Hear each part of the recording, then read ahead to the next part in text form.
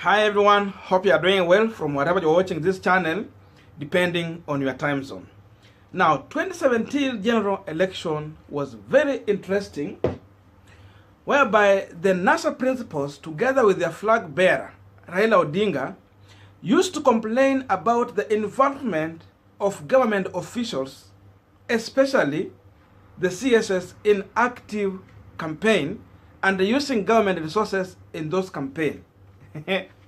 Akina CS Wamalwa, CS Matiang'I, and so many other CSS were busy helping President Uhuru Kenyatta and his deputy William Ruto to mobilize and campaign, especially largely in Nyanza region and the western region at large, because Huko did not have that much control of the region. And William Ruto was among the people who are coming out so strongly to defend Matiang'I and the team, as Raila and his team was accusing these guys. But this time round, I can say Vindu Vichenjanga, because part of this week and last week, if you watch very carefully, you will see most of William Ruto close members of parliament and his allies have been complaining about government officials, especially the CSS, involving themselves in active campaign. You see, they have been talking about Matiang'I, they have been talking about Mutahi Kagwe, CS Wamalwa, and all those guys. They have been accused of involving themselves in active campaigning for Raila Odinga. So if you go to Central, Kibicho, and the Kagwe, they are being abused because of that. You come to Western CS Wamalwa, you go to Nyanza, Matiang'I, they have been mentioning his name. And now today, Dr. FRED MATIANG'I was in Kisumu County. And there's a story captured in the People's Daily Digital with the headline, CS Matiang'I installed as Luo elder in Kisumu. And according to this story, the Interior Cabinet Secretary FRED Matiang'I has been installed as a Luo elder in a ceremony held in Nyakach, Kisumu County on Thursday. Matiang'I, who opened Nyakach Central Division office, was hailed by Luo elders as a defender of the handshake between President Uhuru Kenyatta and the Orange Democratic Movement party leader Raila Odinga. And actually, this is what FRED MATIANG'I said after that installment. Listen to him shortly and we'll continue from there. Kazi imefanyika ama haijafanyika? Lavu niambie sasa, nisikuja hapa nisiseme maneno eti nione haya eti mwambie CS Matiang'I hawachane, asizungumze maneno hiyo ya Raila na handshake. Kwendeni, lazima tufahamu vile mambo iko. Let's be very honest. We stop this hypocrisy and pretense here. Tunajifanya hapa eti there are things that we can talk about and there are things we cannot talk about. Sisi tukiwa Nyanza hapa, we are one, na tumekuwa pamoja siku zote. We are one people. Ama namna gani? Kwetu ni hapa juu. Na ndipo tumeongea pia, na tuliongea vizuri sana. Tumekubaliana sisi wote. Na mzee wetu Prime Minister Raila Odinga ndiye anatuongoza. Na tumekubaliana safari hii sisi watu wa Nyanza tutasimama pamoja kama mtu mmoja. Na tutasimama sisi wote pamoja. Sasa nikisema hivyo nimefanya makosa? Na mimi sichakuuliza wewe ruhusa, unipee ruhusa mimi nisimame pamoja na Prime Minister Raila Odinga. Sichakuuliza ruhusa, unipee ruhusa nisimame na Mheshimiwa Rais. Mheshimiwa Rais is my boss. Ndiye amenipea kazi nifanye, akiamuru vile tunaenda. It is logical mimi nikiwa waziri wake wa usalama, mimi napiga laini mahali Rais amepiga laini, ama namna gani? Hapana. Tufanye kazi. There is a way in which a country is led. Tusisikise hii maneno. Hawa watu mambo mdomo tu kila siku huku kelele kusunguka, hakuna kazi. Walikuwa wapi wakati tulikuwa hapa? Sasa watu wanaanza kujifanya hapa. Mimi nimemletea ile, nikamletea ile ingine. Ile poti ilikuwa huko. Wale watu niliona wakati ile poti ilianza kujengwa, walikuwa Mheshimiwa Uhuru Kenyatta na Mheshimiwa Raila Odinga. Tukiwa pale kuamuru tuanze kazi. na hiyo poti imetengeneza ikakuwa. Sasa watu wameanza ni msunguko tu. Mtu karibu sasa waanze kusema unajua mimi hata hawa watoto wenu mimi ndio nimewazalia. Ai. Now we are continuing with our Punchline discussion, but I have a quick request. You might be watching this channel, but you have not yet subscribed. So my humble request, please consider subscribing so that any other time once we release a video like this one, you will always get notified. Again, to all our channel subscribers and anyone who dropped comment, I must say thank you so much for your unconditional support. Again, I'm also requesting you to give this video a thumbs up so that YouTube will recommend our video to more viewers. Back to our discussion. Now, the Interior CS FRED MATIANG'I is now openly telling out the Deputy President William Ruto that I was here in 2013, I was here in 2017, and I'm still here in 2022, and we are going to form the next government.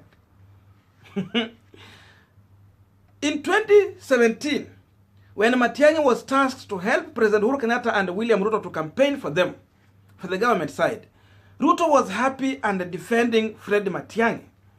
But this time round, the same Matiang'i is now favoring Raila Odinga in his campaign and openly endorsing Raila Odinga as the best bet for Kenyans to be the next president.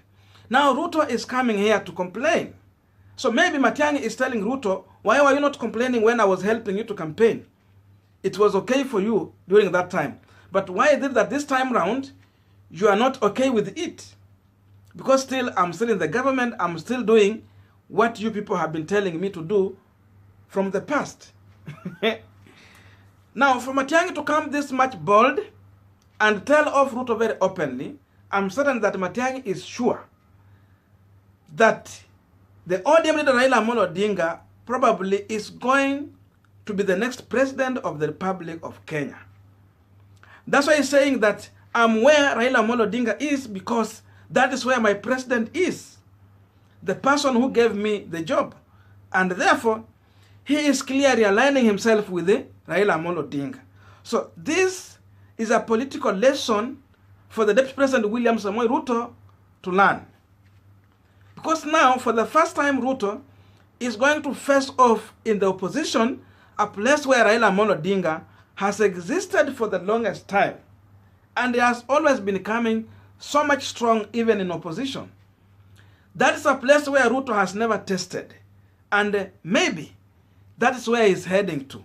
So I think it is a good move for Ruto also just to learn how to behave when the government is in your favor, so that because any other time it will be in favor of another person, and at the same time you will be on the opposing side. That is a message sent out clear to the Deputy President William Ruto and his allies. So Matiang'i has been installed as a Luo leader because of his support for the handshake between Uhuru and Raila. That means that they are trying to unite these two communities, the Gusii and the Luos, to have a strong bloc that is going to support Raila Odinga. And you see, even the other deputy governor who was supporting William Ruto, he took a reverse gear.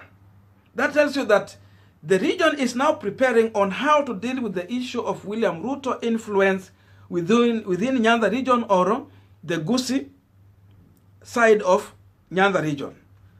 That's why now they're trying to bring these people together, and Matiang'i is here to help bring this unity together so that Gusii will be seen as part of the next government. And in that way, I'm sure they are going to win. No more division. What kama akina Osoro should prepare just to defend their seat rather than running with William Ruto, and at the end of the day, they get ashamed on the ballot. Because getting re-elected is a big problem in Kenya, especially now when you are serving the second term, like Osoro and the team. So I see Nyanza region uniting behind Raila Odinga, and there's no reverse gear. Again, Matiang'i has come out clear to tell the Deputy President William Ruto to stop taking credit to where he has never involved himself. Amesema kwamba hata mtazaa watoto Ruto akuja kusema yeye ndiye amewazalia, and actually that is the reality. Ruto even is taking credit where he has never involved. I'm asking myself, What if it was William Ruto whom the president was seeking his advice on how to renovate the Kisumu port? I'm really asking myself, how could William Ruto advise President Uhuru Kenyatta? And I strongly believe that Ruto could have not agreed to help President on how they can renovate Kisumu port. I'm certain Ruto could have given another advice to take that project somewhere else. Because definitely, there's no any government project in President Uhuru Kenyatta's term that has been initiated largely in Nyanda region and the Western region at large. There's nothing. You will see mainly the project that President Uhuru Kenyatta has been implementing are the project that was initiated by President Mwai Kibaki together with Raila Odinga in that coalition government. Zikiwa ni barabara, ni hizo walikuwa wameanzisha that time. Anything that has been done. But if you want to look on the project started by President Uhuru Kenyatta and William Ruto, there is nothing that has been implemented in Nyanda region or Western region at large. That is the truth of the matter. So, kama angekuwa na Ruto anaulizwa tufanyaje Kisumu, I'm sure angesema maybe we take this project to another place but not Kisumu. But still, when the project has been implemented, Ruto come to Kisumu and he start telling people, tumejenga port hapa, tunajenga rele hapa, and the people are busy clapping for him. But anyway, we understand people will clap for him because they are waiting for the handouts. Maybe that's the reason why they are clapping for him.